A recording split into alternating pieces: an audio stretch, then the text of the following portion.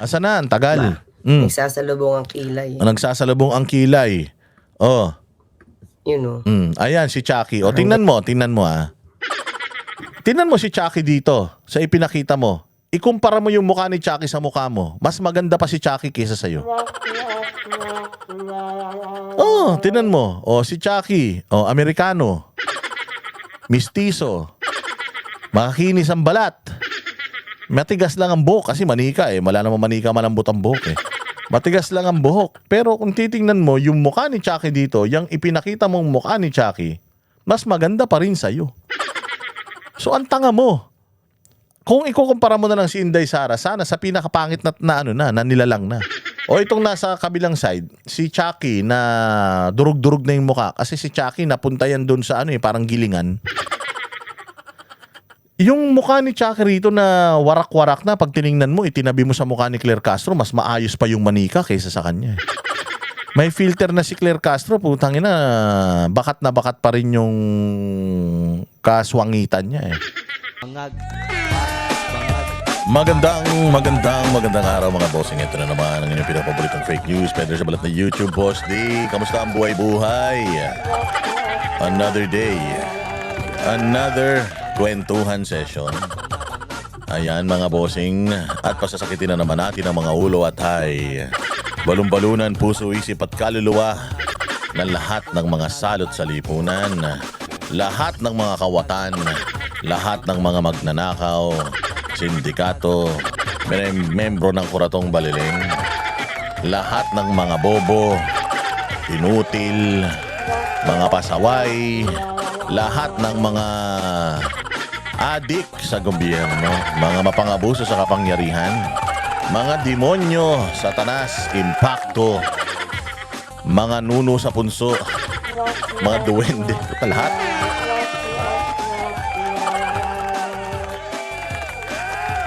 Ayan na nga. Magbabagong taon na. Magbagong buhay na kayo. Ay, nakita nyo ba? Yung yung child abuser, si child abuser Franz Castro nagpunta dyan sa lamay ni Akop, tapos sumubo pa ng ostya. Utang na, sabi ko wala na talaga. Talagang yung mga simbahang katoliko natin mga pare, putangin na kung kani-kanino na sinusubo ang katawan ng Diyos. Wala na pag-asa kaluluwa niya ni Franz Castro. Sa impyerno yan mapupunta. Mantakin mo, convicted na child abuser, ha? Bata, 'di ba, ang inabuso, kinidnap ng buwaka ng ina niyan. Kita mo naman sinusubukan pa ng osya ko, kundi osya isusubo ko diyan, bubog. Basag na bote. Subukan ko ng basag na bote 'yan. O kung di basag na bote, dapat yan, swelas na may tae ng pusa. Ang ina niyan. Mga hayop talaga, pati tradisyon ng simbahan, sinisira ng mga hudas na yan. Walang hiya talaga itong simbahang katoliko. O, ako'y katoliko O, kung itatwan nila ako, paki ko. Putangin na nila. Lang paki lang. Oo, ako'y katoliko pero ako'y hiyang-hiya sa ginagawa ng simbahang katoliko. Mantakin mo. Isang taong makasalanan, umabuso ng karapatan ng isang bata, convicted ng korte, pati ng Court of Appeals. Tapos sinusubukan pa ng ostya. Kaya ko ako, ostya isusubo ko niya, may baygon eh. Dahil insekto ang turing sa mga yan eh. Mga hype na mga komunista na yan. Mga buwisit talaga, no? O, ayan na nga mga bossing, ang nangyayari sa atin bukod dyan. Mainit pa rin ng social media. Oo, at ang dami sa mga kasama natin na nagpapahayag ang yung kanilang social media. Kanilang mga Facebook, puro restriction. So nabalitaan ko, yung ibang mga kasamaan natin may mga restrictions, hindi pwede mag-post ng video, pwede mag-post ng picture, puro status lang. Si Banat Bay naman ganun din. Nag-email na ang Meta sa kanya na hindi na siya pwedeng gumamit ng Facebook. Anak ng tinapay. Kaya nga ako palakas ng palakas yung ating Facebook mga bossing, ha. Palakas ng palakas yung ating Facebook. At yung ating Facebook na yan hindi malayo na maglaho yan, parang bula. Okay lang. Maglaho man yan, gawa ulit tayo ng bago. Anong gagawin natin? Lang namang umiyak tayo. Gawa lang tayo ng bago. Banatan lang natin ng banatan ng mga hudas na yan hanggat meron tayong nagagamit. O pagkatapos natin gawa tayo ulit. Pagka tinanggal nila ulit, gawa tayo ulit. Walang hihinto mga bossing. Itong Meta. By February o March siguro, wala na dapat yung Vera files na yan dyan. Tapos nakontratan nila. Unless lumabag sa batas na naman mga hayop na yan at hindi pa rin sila umalis, magpanatili ang pagte-take down nila ng mga pages, huwag tayo susuko. Page lang yan. Yan lang nga lang ang bawi natin. Sakit na sila sa mga ginagawa natin. Kahapon nga mga bossing, nakita kami ni Doc Lorraine Badoy. Doc Lorraine! Nandito si Doc Lorraine. At saka yung kanyang mister na si Colonel Badoy. Hindi, Badoy si Doc Lorraine yan. Kalimutan ko ano ang apelyido ng kanyang mister. Yung pogi-pogi ng kanyang mister. Yung kanyang mister pala ay meron palang Japanese blood. At ang napakaganda noong mga napag-usapan namin, nabalitaan natin dito sa Japan.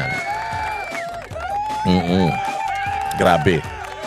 Alam nyo ba na yung Prime Minister dito sa Japan ay dating kanang kamay ni Shinzo Abe. Kilala niyo si Shinzo Abe, yun yung Japanese Prime Minister na kaibigan ng ating pinakamamahal na pinakamagaling na presidenteng si Digong. Nagpunta pa nga yan sa may bahay ni Digong diyan sa ni dating Pangulong Duterte diyan sa Davao. At yung ruling party ngayon dito sa parliament, yung gobyerno ng Japan ay yung partido nila Shinzo Abe. At yung kanyang kanang kamay, yung babaeng pinakaunang prime minister nila dito sa Japan, apprentice ni Shinzo Abe. At kilala din yan si Pangulong Duterte. Nagpunta yung ating mga kababayan dito sa Japan kasi 'di ba may pinakakalat itong si Llamas na pinagli sa bulok na ubas. Itong si Llamas na dito daw mga OFW ay mahina na daw ang suporta sa mga Duterte. Galit na galit yung mga Pilipino dito sa Japan. Kasi meron din silang ginagawang signature campaign para himukin ang gobyerno ng Japan na pag nagkaroon ng interim release or i-request sa ICC na dito dalhin si Pangulong Duterte sa Japan dahil daw yung healthcare system ng Japan is number 1 sa buong mundo. Palakpakan. So nagagawa sila ng initiative. Hindi ba meron tayong signature campaign sa Pilipinas? Tapos ang layon nun ay maipakita sa Supreme Court ang overwhelming na suporta ng mga Pilipino, pagtanggi ng mga Pilipino sa pagpapadala kay Pangulong Duterte doon sa ICC. Alam nyo ba na ang ICC, ang pinakamalaking donor ng ICC is Japan? So, nakipagpulong si Doc Lorraine at yung mga Filipino community dito sa parliament ng Japan at meron silang isang Japanese senator na nakausap. Good news to At yung Japanese senator na yun na nakausap, siya mismo ang kasama ni Shinzo Abe nung nagpunta sila sa bahay ni Pangulong Duterte. At alam mo ba na manghang-mangha sila sa katarantaduhan ng Pilipinas? Manghang-mangha daw sila sa katarantaduhan ng Pilipinas. Sabi daw niya, bakit nandoon si Pangulong Duterte? Si Duterte, sabi niya, ba't nandoon sa ICC? Napakagaling na presidente niya. So pinaliwanagan nila yung political issues dito at alam nyo ba na aware ang gobyerno ng Japan sa mga kabulasugan nangyayari sa Pilipinas, flood control project, adik yung presidente, di umano, at kasapakat yung mga military at saka mga polis, di umano. So alam nyo ba na yung Japanese government pa mismo yung ang nag-schedule kung kailan magdi-deliberate na hiniintay lang ng pamahalaan ng Japan, lalong-lalo na yung senator na yon, i-open daw niya yan sa plenaryo. At inaantay na lang niya, nagfa-follow up. Sila pa mismo nagfa-follow up inaantay lang daw nila na may makipag-usap na mga taga-gobyerno, senators, mayors or whoever na ipaintindi pa sa kanila, ipaintindi pa sa mga kasamahan nila kung bakit nangyari ito kay Pangulong Duterte at kung bakit kailangan nila na i-request si Pangulong Duterte come interim release na dito magstay sa Japan. So meron ngayon signature campaign dito sa Japan. na nag-iikot-ikot sila. Oh, actually yung ano na yan, ipapakita ko sa inyo soon. Sinend sa akin yung pirmado mismo nung senadora na petition. Pirmado mismo nung Senator Yamana something basta. Yung Japanese senator, pinirmahan niya yon, yung petition na yon. Tapos ngayon, nagkakalap ng pirma yung mga OFW natin dito, mga migrants natin dito sa Japan. Hindi lang Pilipino kahit ibang lahi, kahit Japanese, nakukumbinsin nila na pumirma. Sa mga, minsan nagpupunta daw sila sa mga fair. Minsan daw, pagka may mga nakakausap daw sila ng mga Japanese na si Pangulong Duterte, hindi daw alam ng mga residente dito bakit nandoon talaga si Pangulong Duterte. But most of the residents here knows si Pangulong Duterte bilang isang strong leader at magaling na leader. Sagtaan daw sila, ba't nandoon? Pumipirma kami, ang dami ko na, kasi kahapon, pinapirma ako doon. Oh, nakita ko from Japan. Ang dami mga Hapon na pumipirma doon sa kanilang signature campaign. And ang target ng grupo na 'yan na makakuha ng at least 10% noong total na mga Pilipino na nagtatrabaho dito sa Japan and mga Japanese. Konti lang 'yun. As in, kayang-kaya, achievable. Kasi very mga Pilipino dito sa Japan. Very tawag dito yung pagmamahal nila sa bayan, suporta nila sa mga Duterte. Kaya nananawagan tayo sa mga kababayan natin, mga senador. Kayong tutulog-tulog, gawa-gawa kayo ng resolusyon. Gumawa-gawa kayo ng resolusyon na nakaraan, wala na naman kayong follow-up. Hinaantay kayo ng gobyerno ng Japan para makipag-usap sa kanila at ipaalam sa kanila yung totoong issue sa Pilipinas at kung bakit kailangan nilang pumayag na si Pangulong Duterte ay iuwi dito sa Japan or dito sa Japan i-release. Tandaan natin ang Japan ang isa sa pinakamalaking donor ng pumupondo sa ICC. Okay, pinopondohan nila yung ICC at talagang nakalagay parang isa kasama yun sa kontrata nila. Kasi di ba tandaan niyo ng World War II, di ba? Isa ang Japan sa talagang pinakamaraming na-commit na human rights violation at nag-commit sila that they will not commit the same mistake again at kailangan maging parte sila ng lahat ng mga human rights courts and stuff and mga organization, UN, ganyan. So yun, napakaganda ng inisyatibo na yun. Katulad ng inisyatibo sa Pilipinas, meron silang layunin. Yung inisyatibo dito may layunin din. Ang magandang balita pa nga is yung government dito, majority noong mga nakausap daw nila Dr. Lorin, masamang-masama yung kanilang loob dahil sa nangyari kay Pangulong Duterte. Di daw nila ma-expect na ang isang sovereign na bansa ipagkakanuno yung sarili nilang lahi. Yan nga yung mga kabobohan nito ni Bongbong Marcos na talagang nakatatak na sa pagkatao ng pamilya nila. Na hindi lang sila mga magnanakaw at mga adik di umano, sila ay traidor sa bayang Pilipinas. Kasi gumagana naman ang ating Kaya nung nakaraan daw, meron daw mga military parang dignitaries, wala mga dignidad na nagpunta daw dito. Alam niyo mga bossing yung mga Japanese, masyado daw yan silang magalang, courtesy o courteous daw sila, tsaka marespeto sila sa mga bisita. No, ito daw delegates ng mga Philippine military dignitaries na nagpunta daw dito noong nakaraan. So syempre may mga translators sila. So yung mga translators na Japanese speaking ita-translate doon sa ating mga MUPs. Alam mo, grabe daw yung trato ng Japanese sa kanila. Sobrang mag-aalang daw talaga yung Japanese lalo na sa bisita. Meron daw minsan daw yung translator, hindi daw alam kung paano ita-translate yung sinasabi ng Hapon kasi ang pangit daw talaga ng sinasabi ng Hapon. Parang may tinatanong yung Pilipinas. Tapos sabi daw nung Japanese. Sabi mo nga bakit nila tinatanong 'yan? Confidential 'yan. Huwag silang tanong ng tanong. Ganun daw sumagot yung mga Hapon. Tapos syempre they have to translate it doon sa atin sa kabilang side. Di daw nila alam kung paano ita-translate and first time daw na naging arrogante ang tawag dito, yung panel ng kasi Defense Ministry daw yun ng Japan. First time daw na naging arrogante sila. Hindi lang sa sa Pilipinas, kahit sa ibang mga lahi, hindi daw sila naging arrogante. First time daw na yung galing sa Pilipinas ginagaspangan nila. Parang binabastos. Isa lang tanong ng tanong. Dami nilang tinatanong. Confidential yan. Ba't gusto nila malaman? Ganun daw sumagot. O pwede naman sabihin na, ay, hindi po pwedeng malaman because it's highly confidential.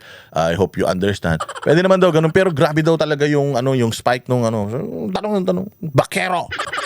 Parang yung mga translators daw, mga Pilipino kasi yung translators eh. So pinaparating daw nila yun, yung mensahe, ginagaanan na lang daw nila. Pero nagtaka raw sila sa tagal nilang nagtatranslate for itong mga taga-gobyerno ng Japan.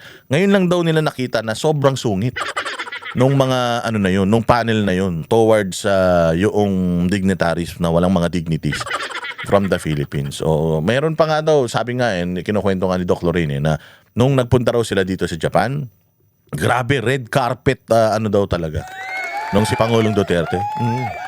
Saka sabi ni Doc Lorella mo, si Pangulong Duterte, noong siyempre magkakasama kami lagi, no, dahil kami yung Presidential Communications Office.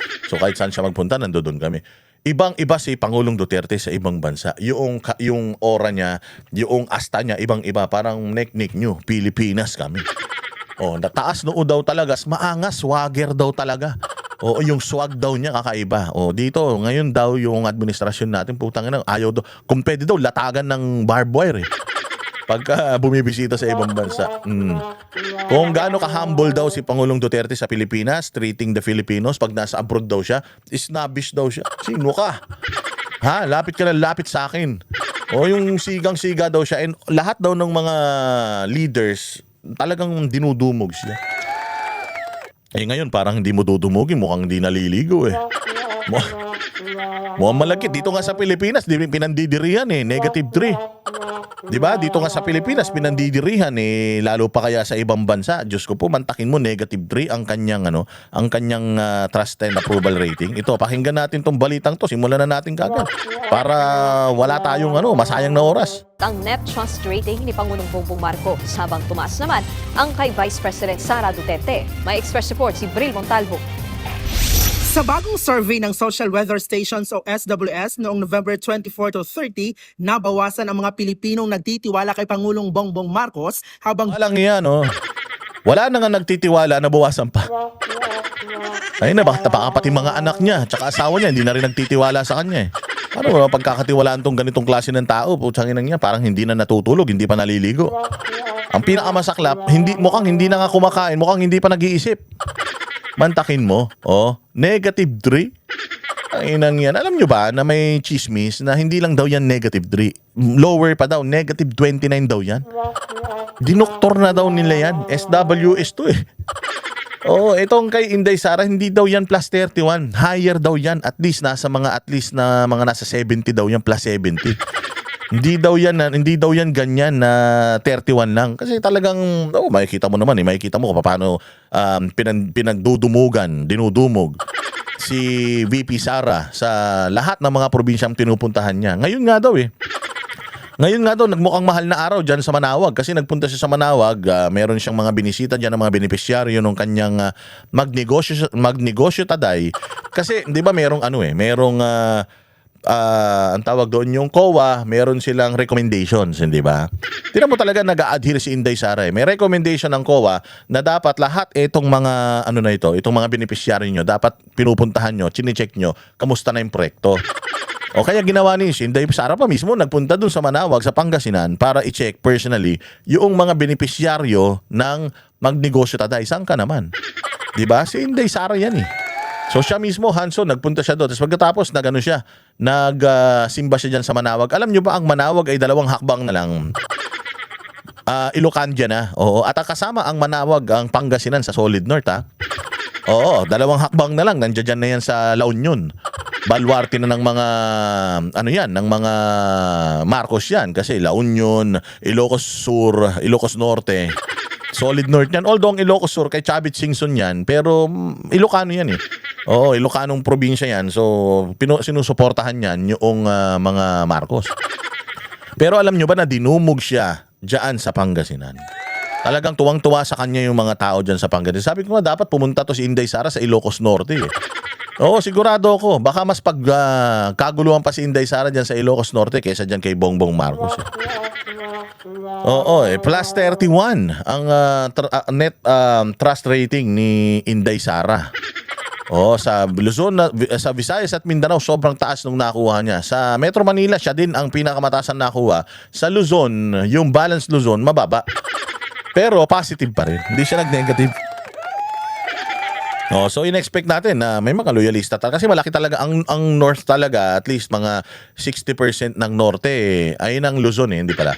At least mga 30% ng Luzon Ilocandia kaya ganyan, mataas talaga makukuha ni Bongbong, pero alam natin na dinoktor na yan. Pumunta ka ng Ilocos Norte, banas na din sa kanya Mantakin mo, dalawa na naging presidente ng Ilocos Norte. Walang silbi pareho. Dalawang presidente. Yung unang presidente, 20 plus years na naging presidente. Putang ina, walang nagawang matino sa probinsya niya.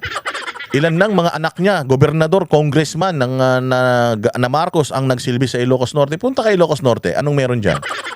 Anong meron dyan? May nag-i-invest dyan na mga Ayala land, mga condominium, ganyan, mga techno hub. May mga pabrika ba dyan? Wala. Putang ina niyan. Ang tubig nga dyan, sabi ko sa inyo, hindi pa automatic balon pa rin Dalawang presidente, ilan na senador na dumaan dyan, ilan ng congressman na taga Ilocos Norte na Marcos ang apelyido dumaan dyan. Tingnan mo, ikumpara mo yung Ilocos Norte pagkaliit-liit, ikumpara mo sa Davao, ikumpara mo na lang sa ibang probinsya, Bacolod, Cebu. City naman na yung Cebu. Pero ikumpara mo sa Iloilo, sa Bacolod, ikumpara mo sa Kalibo. Ikumpara mo dyan, walang talagang binatbat niyang probinsya na yan. Sa totoo lang ako taga Ilocos Sur ako ako alam ko kasi we often go home and check yung aming mga properties doon, yung mga kamag-anak namin doon. Pag may patay, umuwi kami doon, nakikilamay kami. Pag may mga kamag-anak kami yumaya, ganun pa rin. Sabi ko sa inyo, wala pa rin pagbabago. Kung ano yung itsura ng lugar namin nung maliliit kami, siguro ngayon, mga sementado na yung mga bahay. Hanggang doon lang yun. Pero yung meron ba silang mga amenities, facilities, may pagmamalaki infrastructure doon? Wala maganda kalsada nila. Ano yun? Siguro dahil yun yung napapakinabangan nila, dumadaan yung mga sasakyang, mga mamahaling, mga bilyonaryong sasakyan niya doon Kaya siguro magaganda yung mga kalsada nila. But other than that, wala. Tingnan mo yung mga barabarangay nila. Walang mga kakaiba. Negative. Dumami naman ang mga nagtitiwala kay Vice President Sara Duterte. Sumadsad sa -3 ang trust rating ng Pangulo habang plus 31 naman kay VP Sara. Sa panahong ginawa ang survey na yan, mainit ang issue sa flood control scam. Kung babalikan ang mga nakaraang survey ng SWS ngayong taon, mapapansing pababa ng pababa ang trust rating ni Pangulong Marcos kumpara kay VP Sara. Noong December 2024, mataas pa ang net trust ng Pangulo na nasa plus 29 habang kay VP Sara ay plus 23. Mantakin mo, 2024, mas mataas daw si Bongbong kaysa kay Inday. Mantakin mo yan. Maniniwala ka ba dyan? Alam mo, rigged pero hindi nila kayang doktorin Kaya nga ito yung sinasabi ko sa inyo. Pagdating sa eleksyon, natatakot kayo, di ba? Natatakot kayo kay George Garcia. Kasi wala tayong power para si George Garcia mawala dyan sa Comelec Unless mamatay yan. Halimbawa, bangungutin, mamaimpatyo, tapos matulog, hindi na magising. Ganun. O kaya naliligo siya, tapos nagbabathtub siya, aksidenteng nalaglag doon sa bathtub yung blower, na kuryente siya, ganyan. Naprito siya doon, napakuluan siya sa tubig. Yung mga ganung bagay na uncontrollable, yun yung mga posibilidad yung na mawala yan sa Comelec Pero itong si Garcia, tatakot kayo sa kanya dahil sa Smartmatic, Smart Magic, nadaya niya yung Duterte. Pagdating sa mga bossing, pagdating sa presidential election, yung isang tao lang yung iboboto. Tapos sobrang laki, sobrang layo ng agwat. Halimbawa, si Inday Sara, nakakuha siya ng Vice President, tumakbo siyang Vice President ng 32 plus million. O yung kasama niya, wala pang 10 milyon, wala pang 5 milyon. O yun mga ganun, mahirap dayain yun mga bossing. Kitang-kita, halatang-halata. Hindi niya kayang dayain yan. So kung magsasama-sama tayo, magbubuklod-buklod tayo lahat-lahat ng galit natin, gagamitin natin sa pagboto, isang tao lang boboto natin si Inday Sara. Wala nang iba. Magkakaisa tayo. Kahit may tumakbo pang alyado ng mga Duterte na makakalaban ni Inday Sara, X yan. Inday Sara lang tayo. Kasi ganito ginagawa ng administrasyon ngayon. Balita ko Ang ginagawa ng administrasyon ngayon, kumakausap ng mga dikit kay Pangulong Duterte noon. Kumakausap ng mga dikit, sobrang dikit kay Pangulong Duterte noon. Tapos, yun yung mga, ikino-convert nila yon at yun yung papatakbuhin nila. Hindi para manalo hindi para manalo, kundi para mahati yung boto. Halimbawa, si Inday, biglang papatakbuhin si Banat Bay. Ilan yung subscriber ni Banat Bay? Siyempre, boboto yun kay Banat Bay. Kahit papaano, hihina ng hihina yung boto ni Inday. Magpapatakbo sila at least mga lima na mga Duterte aligned na mga politicians. Para kahit papaano yung boto ni Inday Sara mabasag ng bahagya, tapos magpapatakbo sila ng isa na manok nila. So magtutulong-tulong sila para yung medyo matibag nila yung solid na 32 million ni Inday Sara. Ngayon, kung tayo firm, VP Sara lang tayo. Halimbawa si VP Sara biglang kinalaban ni Pulong Duterte, halimbawa. Si Inday Sara biglang kinalaban ni Pulong, tapos si Pulong pala nabili na nila. Di ba? Syempre magkapatid diyan, no? Sino ngayon boboto natin? Ako, parang mas gusto ko si Pulong. Di ba? Somehow makakasugat si Pulong, makakuha siya ng boto kahit 10 lang yan. Man nabawasan pa rin na 10 yung boto kay Inday Sara. Di ba? Ganun ang gagawin nila. Kaya focus lang tayo. Kahit si Pulong pakalaban. Kahit si Busdada kalaban ni Inday Sara sa 2028 elections, kahit na halimbawa pinatakbo si Attorney Torion, ganyan, kaya pinatakbo si Baste. Nabili na nila si Baste. Halimbawa, pinatakbo kalaban ni Inday Sara. Ayan, yan yung mga gagawin nila para mabasag, hindi lang maupo si Inday Sara.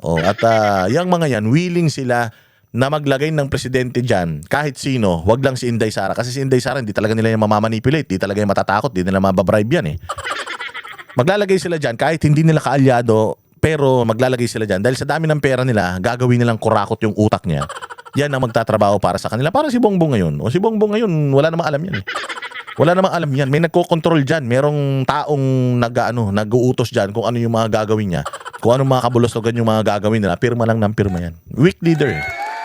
Ayun, negative 3. Kaya kailangan, focus tayo lahat kay Inday Sara. Inday Sara. Sino man kalaban niya, dati man kakampi, dati mang jowa, dati mang tao niya. Basta wag tayong mawawala doon sa direksyon na si Inday Sara lang.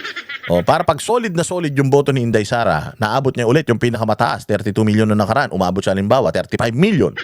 Hindi na kayang talunin yan, hindi na kayang dayaan ni George Garcia. Yan. Lagyan niya sa kukote niyo diretso. Pero pagdating ng Enero, bumaba ng 5 puntos ang net trust ng Pangulo na nasa plus 24 na lang. Bumaba rin ang kay VP Sara ng 4 na puntos at naging plus 19 na lang. Noong buwan ng Hunyo, mas bumaba pa ng 6 na puntos ang net trust rating ni PBBM na nasa plus 18 na lang, habang kay VP Sara dumoble sa plus 38. Sa panahong iyon, katatapos lang ng midterm elections kung saan 6 lang sa 11 kandidato sa pagkasenador na inendorso ng Pangulo ang nanalo. Pinagbitiw ni PBBM ang lahat ng gabinete para magkaroon ng balasahan. Sa panahon ding iyon, mainit na isyu ang pag-aresto at pagsuko kay dating Pangulong Rodrigo Duterte sa ICC kahit Marso pa ito nangyari. At noong Setyembre, mas lalo pang bumaba ang net trust rating ng Pangulo sa plus 7 habang plus 25 naman kay VP Sara. Sa buwang iyon, kaliwat kanan ang mga kilos protesta kontra korupsyon. Para sa political science professor na si Jean Franco, bababa ang tiwala ng publiko sa Pangulo kung wala siyang maipapakulong na malalaking personalidad na sangkot sa anomalya.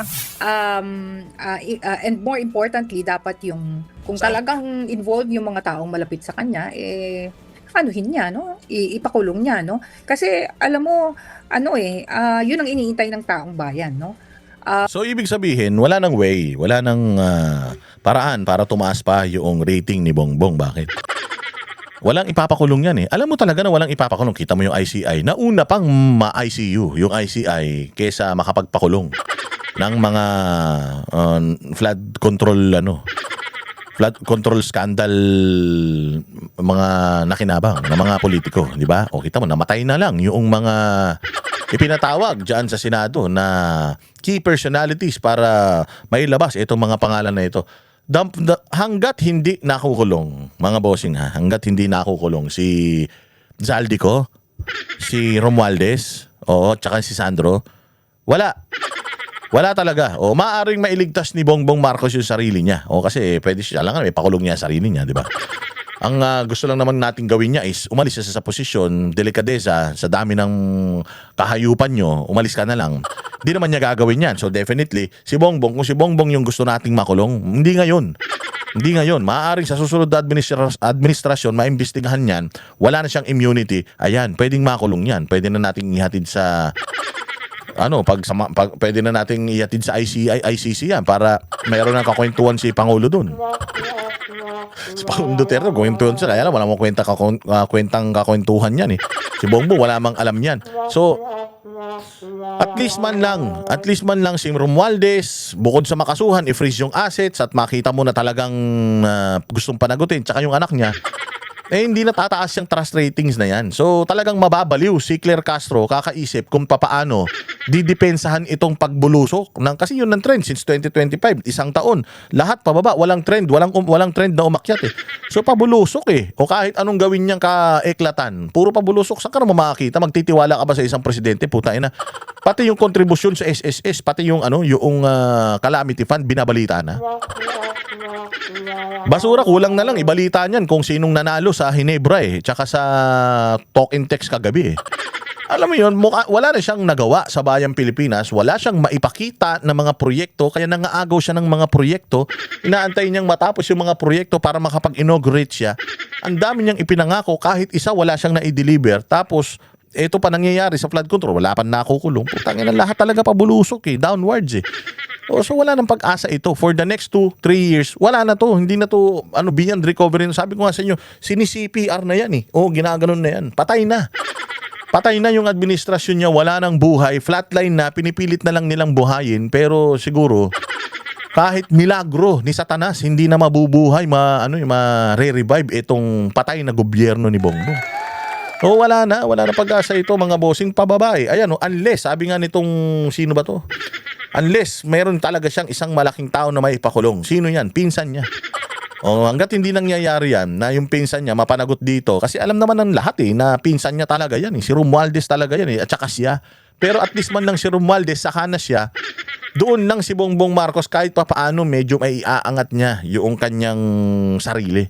Na talagang wala siyang sinino kahit pinsan niya, pinakulong niya. Yun ang statement na pwede niyang gawin para maging okay pa ito. But until then, wala. Tingnan ninyo. Asa na si Zaldico? Di ba? Matagal na nahimik si Romualdez. Tapos ang init-init, trending si Zaldico. Nasaan na siya? Wala na si Zaldico, mga bossing. Hindi na natin mahagilap si Zaldico. Yung mga expose niya biglang nahinto, pero nakapag-move siya ng 5 bilyon na pera niya. Palabas ng Pilipinas. Paano ka makakapag-move ng 5 bilyon kung naka-freeze lahat ng assets mo?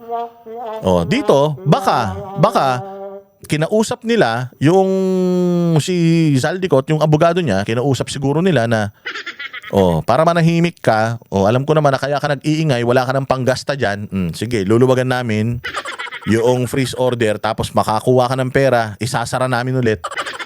Huwag ka na maingay kasi bigla siyang huminto bigla siyang nawala imposible na ang init-init mo, ang lakas-lakas mo, ang ganda-ganda ng trend mo, tapos bigla kang nawala.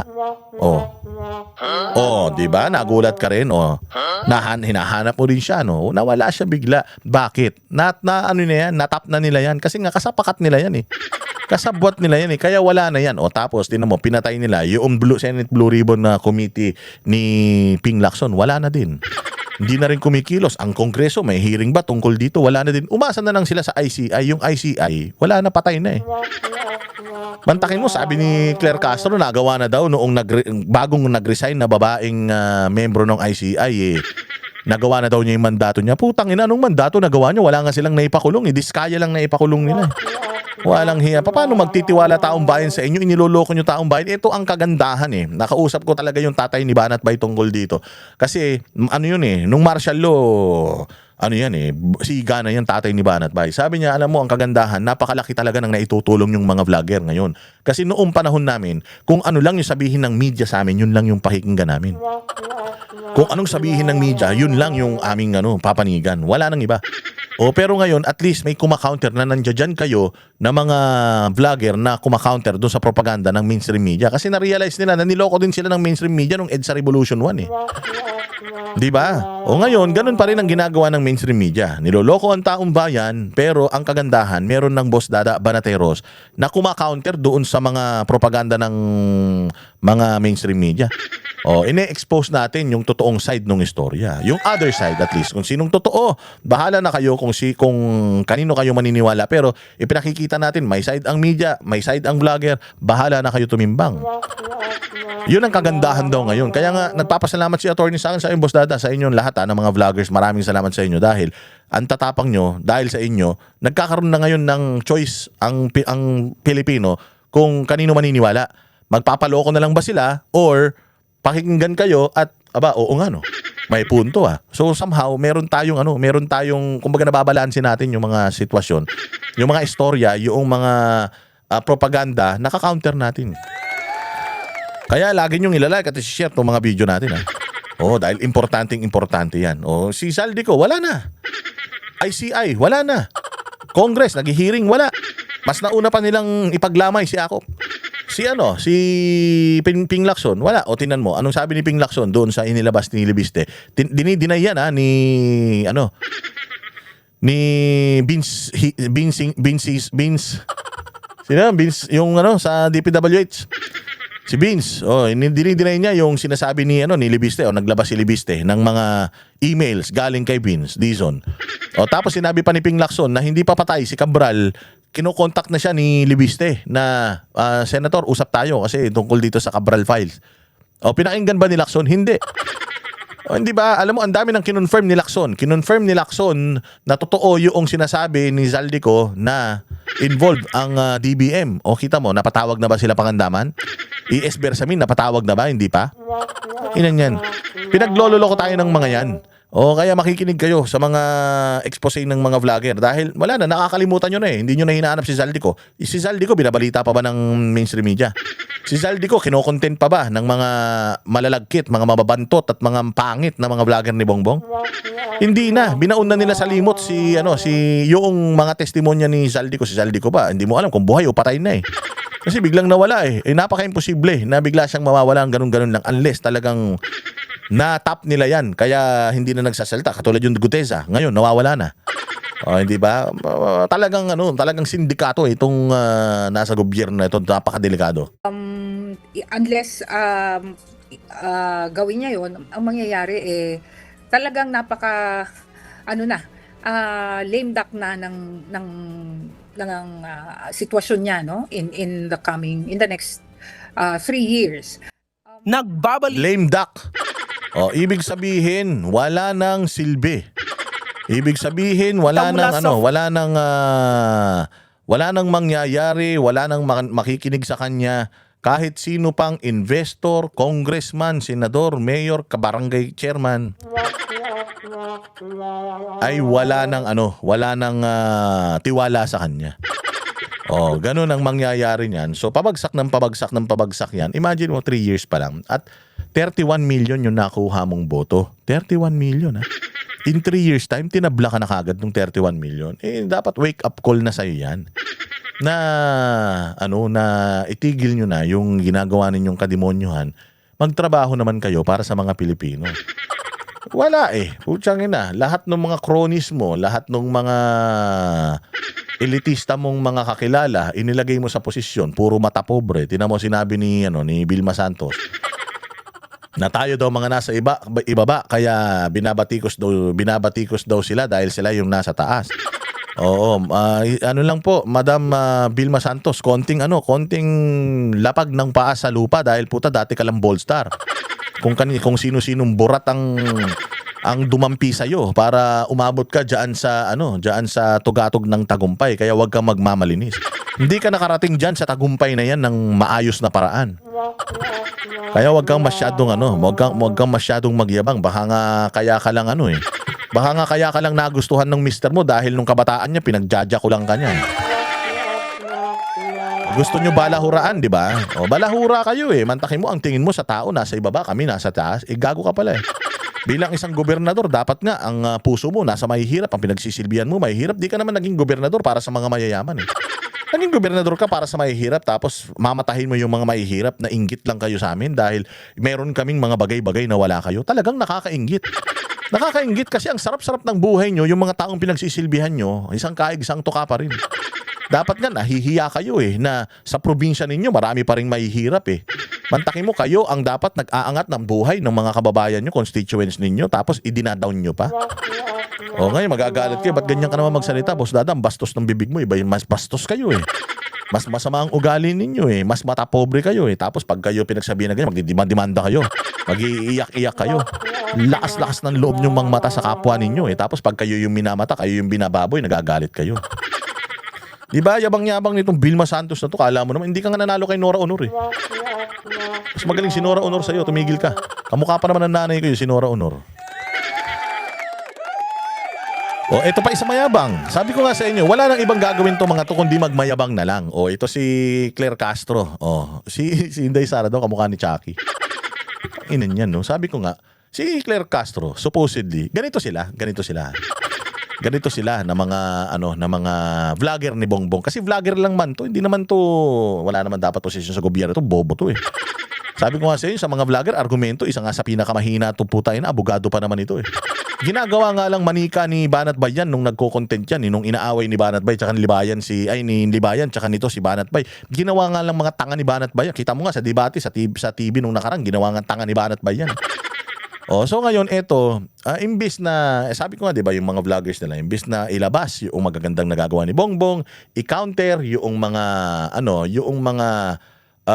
i-counter yung mga sinasabi kay Bongbong, yung mga akusasyon kay Bongbong, i-counter, magpakita ng mga ebidensya na hindi totoo yan. Hindi, talagang titingnan nila yung itsura mo. Oh, anuhin nila yung itsura. Ito pang nakakatawa, kung sino pa yung pangit. Kung sino pa yung mga mukhang losyang, ito yung mga mukhang losyang na putang ina hindi yata binibembang. Walang bumibembang pero mukhang losyang. Ito si Claire Castro, mantakin mo. Sabihan mo si Inday Sara na kamukha ni Chucky. Tangina, mabuti pa si Inday Sara. Kamukha ni Chucky. Alam ba si Chucky, mistiso yun na na manika. Tangina, ikaw baka pagkahinalin tulad kita eh. Oo, pucha, walang manikang pwedeng ihalin tulad sa iyo. Siguro kung may ihalin tulad sa iyo na manika o siguro yung lumalabas sa Inidoro. Nung sa Shake Rattle and Roll, si Undin. Yun ang kamukha nyo ni Lisa Marcos. Matindi, at least makita mo si Chucky, di ba? Rosy cheeks, si Chucky, mistiso, blondie yung buhok. Oh, hindi naman pangit si Chucky. Oh, nakakatakot lang talaga si Chucky. Oh, kasi matapang yun. Mamamatay tao na manika yun. Pero hindi naman nakakatakot yun. So, yun na yung pinakapang-asar mo kay Inday Sara. Dahil lang nagsalubong yung kilay na kamukha siya ni Chucky. Alam mo ba, Claire Castro, na kahit si Inday Sara magsalubong ang kilay, kahit si Inday Sara madisgrasya, at bumali-balentong yan, yung mukha niyan masira, mas maganda pa rin siya kaysa sa'yo. Yabang-yabang mo kay Castro, kala mo naman kinaganda mo yung posisyon mo. Ganun pa rin naman. Napakakapal ng makeup mo, nuknukan yung dami ng wrinkles mo. Oh, tapos putang ina, pag nagsalita ka, mukha ka pang tindera sa palengke. Dapat nga sa'yo, hindi ka nagpipilipin niya na, dapat duster lang sinusuot mo dahil mukha kang labandera eh. Oh, minamaliit mo na naman, Boss Dada, yung mga labandera, hindi ko minamaliit. Sinasabi ko lang na yung mga labandera, hindi sila masyadong nag-aayos. Katulad nito, ito si Claire Castro, kahit mag-ayos tong hudas na ito, walang improvement ang itsura nito eh. Ngayon, dahil lang sa sinabi ni Inday Sara na hindi niya babatiin ng Merry Christmas si Bongbong, lahat naman ng tao, wala namang gustong bumati ng Merry Christmas kay Bongbong. Pumunta ka dyan sa kalsada, tanungin mo, anong mensahe mo kay Bongbong Marcos sa Pasko? Lahat ng tao sasabihin, negative 3 ba naman eh. Lahat ng tao sasabihin, ang pangarap ko sa kanya, magpahinga na siya, wag na siyang bumalik. Gusto niya matulog siya, wag na siyang gumising. Ganun yung mga sasabihin ng taong bayan sa kanya. Tapos magagalit ka kay Inday. Sinabi lang naman ni Inday, meron siyang mensahe sa mga Pilipino noon nakaraan. Syukran, di ba? May mga mensahe siya na ang pag-ibig at pagtutulungan at ang ganto ganyan. Sabi ni Claire Castro, kaplastikan doon. Tanga, hindi kaplastikan yun kasi mensahe niya yun sa mga Pilipino. Si Bongbong, di man Pilipino yan eh. Si Bongbong, alien yan. Wala nang tao sa Pilipinas na gusto pa siyang nandito sa Pilipinas. Babatiin mo pa ng maligayang Pasko yan. Ay ko nga sa inyo, wala naman kasing Pasko ang mga demonyo eh. Kaya hindi talaga babatiin ni Inday Sara yan. Satanas yan si Bongbong. Bakit mo babatiin ng Merry Christmas? Hindi niyan ina-acknowledge. Hindi ina-acknowledge ng Satanas, ng demonyo, ang kapanganakan ng Panginoon. Kaya nga pag nakikita mo si Romualdez, si Bongbong buwabati ng Merry Christmas sa tao, walang naniniwala. Bakit? Kasi walang Pasko ang mga demonyo.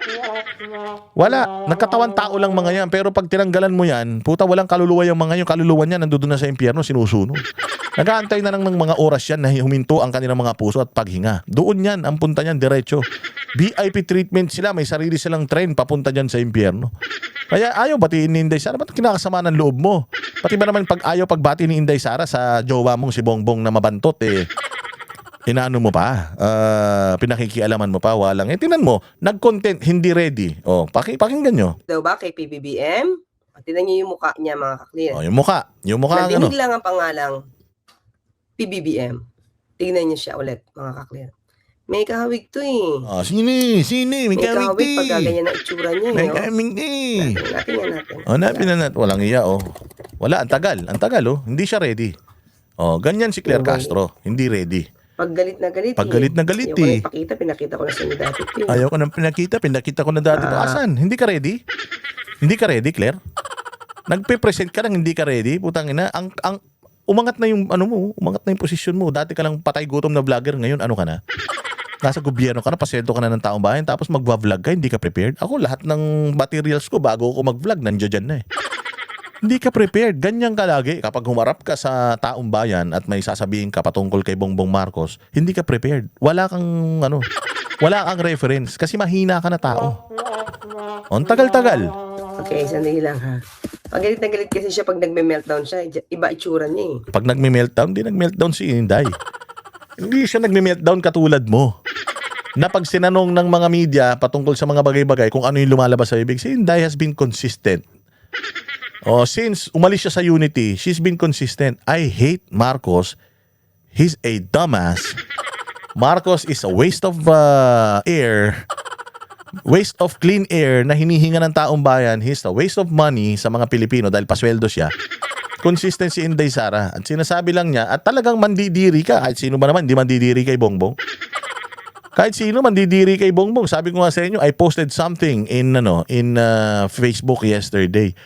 Naglalakad si Bongbong Marcos sa isang mall. Pinresenta siya, the President of the Republic of the Philippines, Bongbong Marcos. Puta, isa lang pumalakpak. Hindi lang si Inday Sara ang nandidiri pag narinig si Bongbong. Ako, pag narinig ko si Bongbong, dirin-diri ako eh. Hiyang-hiya ako eh, na Ilocano ko eh. Meron pa yung isa, naglalakad siya pababa, puta, parang may hinahatid sa sementeryo. Wala man lang sumasalubong sa kanya. Walang pumapalakpak, wala ni isang sa kanya. Tuwan-tuwa na makita siya nung nakaraan. Nagpunta siya sa Cebu, remember? Nagpunta siya sa Cebu, sino mga kausap niya? Mga bata, ansama pa ng tingin sa kanya. Wala na to si Bongbong. Kung yan lang ang gagawin mo kay VP Sara, sasabihin mo na pangit siya, fake news pa rin yan. Bakit? Ang ganda ni Inday Sara eh. Kahit magalit si Inday Sara, ang ganda niya pa rin eh. Fake news queen ka talaga. Hindi siya kamukha ni Chucky. Mukha siyang angel. Kahit galit siya, mukha siyang angel. Ikaw, Claire Castro, kahit na hindi ka galit at saka kahit punong-puno ng filter yung live stream mo, putang nang pangit mo pa rin. Pangit na nga ng ugali mo, pangit ka pa, boba ka pa. Yun ang masaklap. Yung abogado ka, tapos mukhang wala kang alam. Abogado ka, tapos mas mukhang abogado pa yung peking nagnonotaryo sa palengke. Yun ang pinakamasaklap sa lahat, Claire Castro. Fake news. Itong pinapakalat niya, pangit si VP Sara pag nagme-meltdown. First off, di nag-meltdown si Inday Sara dyan. Tinatanong siya ng media, may mensahe ka ba kay Bongbong Pasko? Hindi ako magme-mensahe sa kanya kasi hindi ko naman siya gustong batiin kahapon. Hindi ko rin siya gustong batiin ngayon. Hindi man siya nagalit. Umiinom lang siya ng tubig. Sabi ko nga sa inyo, kita mo naman, ang ayos-ayos ni Inday, nakatali lang, naka-polo shirt. Ikaw nga, nag-effort ka pa eh. Nagsuot ka pa ng knitted na pangpasko na na damit. Mukha ka namang Halloween. Yabang-yabang nito ni Claire Castro. Putangin na ganito yung mga kaklase mong tanga na, ang yayabang pa. Ikumpara mo naman itsura mo kay Inday Sara. Sabi ko nga sa inyo, kahit yung kilikili ni Inday Sara, tubuan ng buhok, mas maganda pa rin kaysa sa mukha mo. Yabang-yabang nito. Hindi naman prepared. Diba? Tingnan natin. Sana, ang tagal. Hanap lang ako. Putang ina niyan. Claire Castro, mga asar ka lang, nakakaasar ka pa. Pag nagagalit. Alam mo, hindi kami nagagalit naaasar eh. Hindi kami naaasar sa sinabi mo. Naaasar kami sa'yo dahil hindi ka prepared. Ang tagal oh. O ilang minuto na yan. Tangin na yan. I-edit mo naman. Walang due na yan oh. Magpapakita ka nang wala kang pinapakita. Asan na? Asan? Iba ulit yung itsura niya. Ano itsura niya? Oh, asan na? Claire. Tingnan niyo yung itsura niya dito. Asan na nga Parang paulit-ulit ganito yung itsura. Wala ka naman pinapakita eh. Ganyan kabagal yung utak mo. Boba ka. Walang laman ang utak mo kaya hindi mo alam kung magla-livestream ka kung ano yung ipipresent mo dahil wala talaga kayong may presenta. Asan na? Ang tagal. Nagsasalubong ang kilay. Nagsasalubong ang kilay. Oh. Yun oh. Ayan si Chucky. O tingnan mo ah. Tingnan mo si Chucky dito sa ipinakita mo. Ikumpara mo yung mukha ni Chucky sa mukha mo. Mas maganda pa si Chucky kaysa sa'yo. Oh, tingnan mo. Oh, si Chucky. Oh, Amerikano. Mistiso. Makakinis ang balat. Matigas lang ang buhok kasi manika eh. Wala namang manika malambot ang buhok eh. Matigas lang ang buhok. Pero kung titingnan mo, yung mukha ni Chucky dito, yung ipinakita mong mukha ni Chucky, mas maganda pa rin sa'yo. So, ang tanga mo. Kung ikukumpara mo na lang si Inday Sara, sana sa pinakapangit na nilalang na. O itong nasa kabilang side, si Chucky na durug-durug na yung mukha. Kasi si Chucky napunta yan doon sa parang gilingan. Yung mukha ni Chucky rito na warak-warak na, pag tiningnan mo, itinabi mo sa mukha ni Claire Castro, mas maayos pa yung manika kaysa sa kanya. May filter na si Claire Castro, putangin na bakat pa rin yung kaswangitan niya eh. O, di ba? Talaga to. So, yan na yon. O, sige, ano sasabihin niya dito? Ganyan oh. Diba? Parang ganyan lang. Parang ganyan. Paggalit. O, tapos? Anyway, balik tayo. O. Tingnan nyo oh. Oh. Di ba? Mga clear. Tingnan nyo dito oh. ano? Parang pinakita ko kanina sa inyo. Ayan oh, ganda ni Inday, tanga. Ikukumpara mo naman sa mukha mo, Claire Castro, putang ina, tingnan mo yung pisngi ni Inday. Kahit nga sa inyo yung the most imperfect na balat ni Inday sa katawan niya, mas makinis pa sa mukha mo, Claire. Ang hilig nyo talaga mga vlogger ni Bongbong Marcos na alipusta ng itsura. Hindi naman to Miss Universe. Sabi ko nga sa inyo, si Inday nga, hindi nga taga Miss Universe, pero mukhang Miss Universe eh. Walang iya talaga to si Claire Castro. So yan na yun. Yan na yung pinagmamalaki mong abogado ka. Yan yung pinagmamalaki mong posisyon. Umakyat ka mula sa isang patay gutom na vlogger, nagikang Yusek. Tapos, eto lang. Mahinan nila lang. Bakit? Diba? Bakit? Oh, ano Bago ba yung ugali niya kung Christmas o hindi? Definitely, mahinahon yun eh. Mahinahon. Si Bongbong, mahinahon kasi tanga. Nonchalant kasi walang maintindihan. Hindi nagme-meltdown kasi walang pakialam. Kasi yung sinasabi niya, magbabago ba si Bongbong kapag hindi Pasko? Hindi talaga magbabago si Bongbong. Bakit? Magnanakaw si Bongbong eh. Ipinanganak yan ng magnanakaw na mga magulang niyang si Marcos Sr. at saka si Imelda bilang isang magnanakaw. Nung ipinanganak yan, maliit yang siya na magnanakaw. Habang lumalaki siyang magnanakaw. At ngayon presidente siya na magnanakaw. Di umano. So hindi talaga siya magbabago. Kaya yung sinasabi ni Inday, bakit? Magbabago ba yan? Batiin ko o hindi? Ang sinasabi niya, hindi talaga magbabago si BBM. Di umamin si Claire Castro na hindi magbabago si BBM. Kasi si BBM, nonchalant. Walang pakialam. Tahimik lang. Kahit ang dami-dami ng question sa kanya. Kahit sinabihan mong adik, hindi mo magpa-drug test. Kahit sabihan mo magnanakaw, wala lang, okay lang. Kasi totoo naman. Di ba? Oh, walang hiya Castro. Wala na, hindi na alam ni Castro kung anong gagawin niya. Hindi na rin alam ni Castro kasi bobo man siya. Hindi naman niya alam paano ililigtas si First Lady doon sa Cabral Files. Hindi may liligtas, hindi niya na alam kung paano ililigtas yung sarili niya kasi may mga cabinet secretary daw na meron ding mga insertion, anak ng tinapay na. So hindi niya na alam kung ano yung gagawin niya. And kabado na rin to, baka sooner or later ilaglag na siya. Sooner or later, dahil mantakin mo -3 si Bongbong Marcos, wala siyang nagagawa para pababataasin ang survey ni Bongbong. Tinatry na lang niyang siraan si Inday. Tanga, Claire, ang trabaho mo, yung negative 3 ni Bongbong, gawin mong positibo. Na alam naman natin magpo-positibo lang si Bongbong pag nagpa-drug test siya. Pero yun ang dapat na trabaho mo. Hindi mo kayang pabagsakin si Inday Sara, sasabihin mo siyang mukhang siyang Chucky. Kahit nasabihin mong mukhang kuyukot si Inday Sara, walang yan, walang epekto yan. So it just means na Bongbong Marcos, nagsasayang ka ng budget, nagsasayang ka ng pasweldo dito kay Claire Castro. Iyan yung isa sa mga rason kung bakit dirin-diri sa'yo yung mga Pilipino. Negative 3. Kung ako ganyan, nag-negative 3 ako, tangina lahat talaga ng communication team ko, tatanggalin ko. Because hindi nyo nako-communicate sa taong bayan yung mga magagandang nagagawa natin. O hindi niya pwedeng sabihan ng ganon, itong communication team niya. Bakit? Kasi wala naman siya nagagawang maganda sa bayan. Kapal ng mga mukha nyo. Oh. Paano mo? Ayan, Nakakita ng adik na napakalinaw ng isip at napakagaling magsalita. Paano mo naman papataasin yung rating ni Bongbong kung ganito mag-isip? Pakinggan nyo tong magandang video na to. Saan ka nakakita ng adik na napakalinaw ng isip at napakagaling magsalita? We get a Wait, what survey? Napakagaling magsalita. Wow. I guess it again all of the above. But what the approach? Napakagaling magsalita.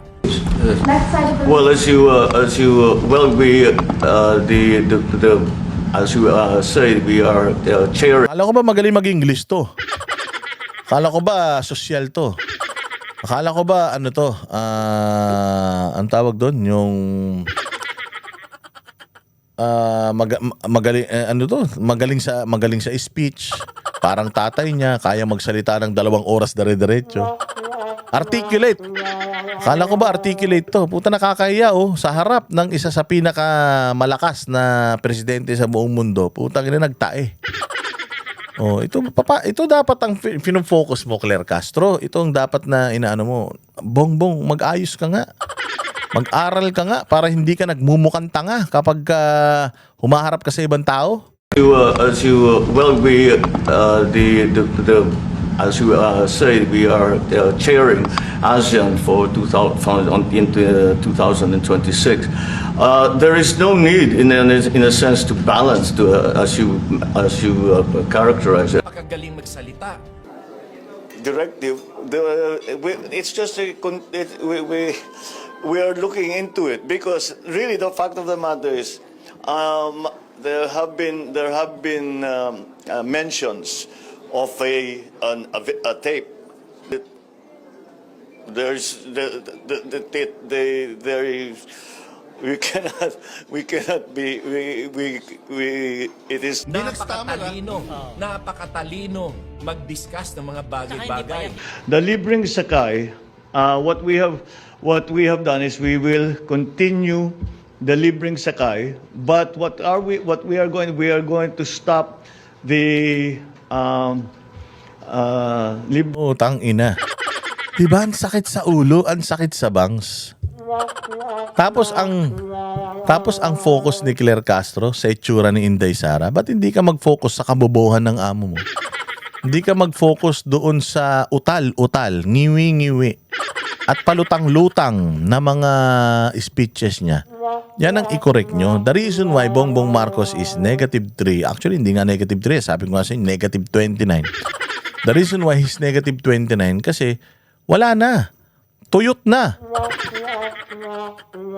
libreng sakay in MRT 3. We will transfer the libreng sakay to students. Sorry, I think I'm doing this wrong. We are Nagpapaliwanag siya, di niya alam yung pinapaliwanag niya. Ganyan din si Claire Castro. Nagpapakita siya ng video na hindi niya maipakita. Papakita siya ng picture na hindi niya alam kung ano yung ipapakita niya. Nagla-livestream siya ng walang laman yung utak niya. Parehas sila ng style ni Bongbong. Kaya nga sabi ko sa inyo, the birds of the same feather flocks together. libreng sakay continues.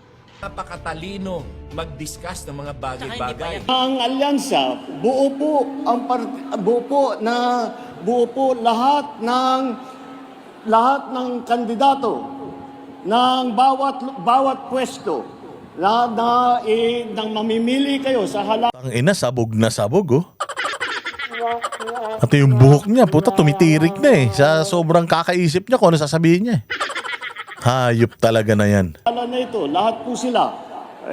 Lahat po sila, meron po tayong kandidato. Lahat sila meron tayong kandidato. Putang ina mo. Pucha, ganyan. Yan pinagtatanggol nyo. Yan yung...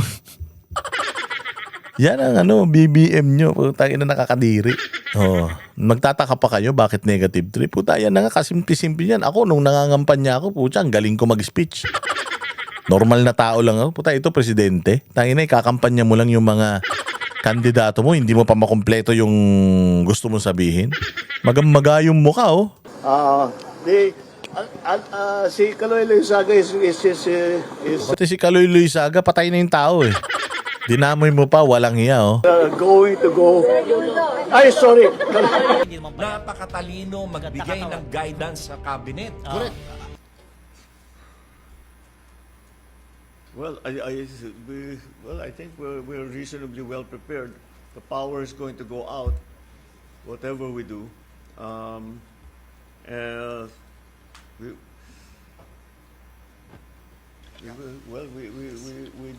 We just follow our regular procedure. It's really the flooding that we're going to have to deal with. So,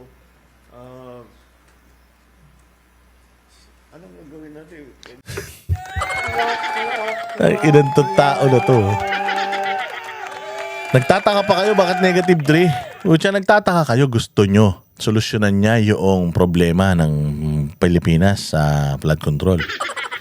Gusto nyo yung poverty solusyonan niya. Paano niya masusolusyonan? Kita mo nga, oh. Ina, ito nga lang bagyo, di niya alam kung paano susolusyonan yung aftermath eh. Ito pa kayang flood control, ito pa kayang corruption, drug abuse, at kung saan-saan pa na mga problema ng bayang Pilipinas. Iaasa mo rito sa tao na to na tangina, tuyot na yung utak. Lanjo talaga naman, oh. Wala, ganun talaga buhay eh. Oh, so ngayon, Claire Castro, focus pa more sa mga Duterte. Sabi niya nga pag galit daw ang Inday Sara sa pag narinig daw niya yung pangalang Bongbong Marcos. Pag narinig daw niya yung pangalang Bongbong Marcos, na ano daw siya? Triggered daw siya. Tang ina yan. Magiging triggered si Inday Sara. Ikaw nga marinig mo lang yung pangalan ng mga Duterte, putang ina, parang sumasabog na yung puwet mo eh. Ito pa kaya, si Lucas Bersamin, galit na galit daw. Pakinggan naman natin itong balitan to. Executive Secretary Lucas Bersamin ang pagkakadawit sa kanya sa allocable sa Cabral Files. Ayon kay Bersamin, nagulat at nagalit siya sa sinasabing ES na nakakuha umano ng higit 8 billion pesos na meron kasing pera na allocable. Ayan allocated 8.3 billion, tagas ng mukha mo. Na nakalagay ES. ES. Sino pa ba ang ES? Sa gobyerno. Maghanap kayo lahat ng merong ES na initials. Ilabas ninyo na taga-gobyerno. Wala kang makikita. Isa lang ang merong ES, Executive Secretariat. Galit na galit siya. Bakit siya daw kagad ang sinisisi kung merong nakitang ES doon? Gago, ikaw lang naman ang may mataas na posisyon na ES sa gobyerno. LB daw siya LB, Lucas Bersamin. Hindi naman daw siya ES. Walang hiya ka. Sinabi na nga Sinabi na nga ni tawag dito, ni Lacson. Si Lacson na nagsabi. Sinabi ni Zaldico na kumukubra yung opisina ni Bongbong. Ang kausap, ikaw at saka si Pangandaman. Hindi dininay yun. Ang dininay lang ng Malacanang is yung tumanggap si Bongbong Marcos ng pera. Yun lang ang dininay ni Bongbong. Ang hindi niya dininay is yung pakikipag-usap mo at ni Pangandaman pag uutos mo kay Zaldico na magpasok nung pera, 100 billion, at yung komisyon na 25 billion doon sa 100 billion na yun. Kinonfirm yan ni Ping Lacson. Sabi ni Ping Lacson, hindi nakakatanggap si Bongbong Marcos. Sa level lang ni Bersamin, ni Pangandaman at nung dalawa, si Trigive Olivar at saka yung Bersamin na kamag-anak din nito.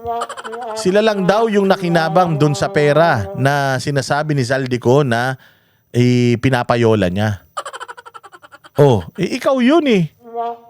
Lumabas yung pangalan mo doon pa lang kay Zaldico, lumabas na yung pangalan mo eh. So kung may lumabas na ES dito sa Cabral Files, ikaw yun.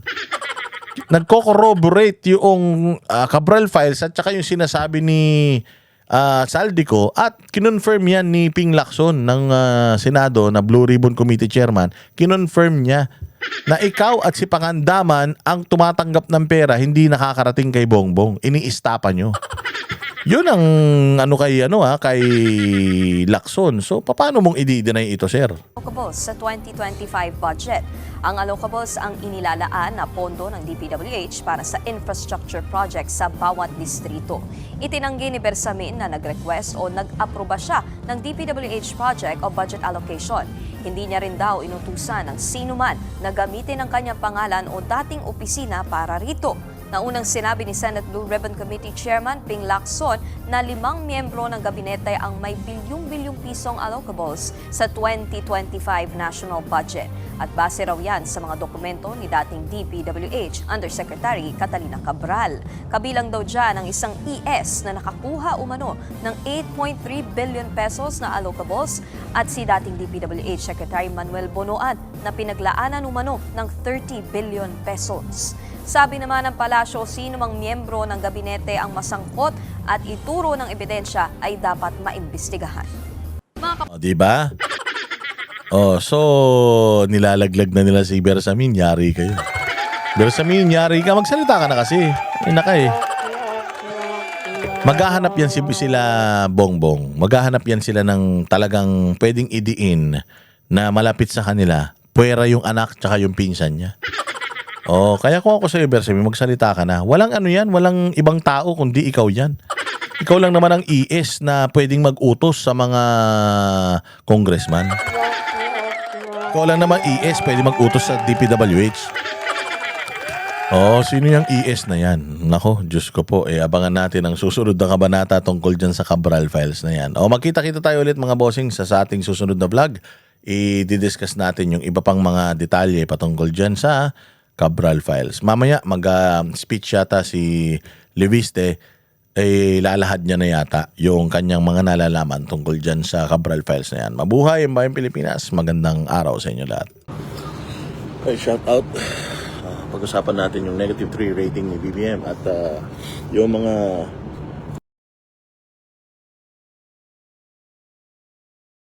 kami ang boses ng masa, hindi natatakot. Katotohanan lang, di kami nalulunod. Walang bahid ng sismis, lahat ay totoo. Kahit sino ka pa, pag mali ka babanatan ka. Walang pinipili kulay, wala kaming kinikilingan. Basta para sa bayan, kami lalaban. Pagdama palakpakan, pag mali banatan. Di matitinag, di matatakot. Para sa bayan, tuloy ang sigaw. Sa harap ng kamera, walang halong takot. Mga baluktot, lahat kayo'y tutumba. Ang hustisya at totoo, yun lang ang mahalaga. Kahit sinong harang, di kami matitinag. Walang pinipiling kulay, wala kaming kinikilingan. Basta para sa bayan, kami lalaban.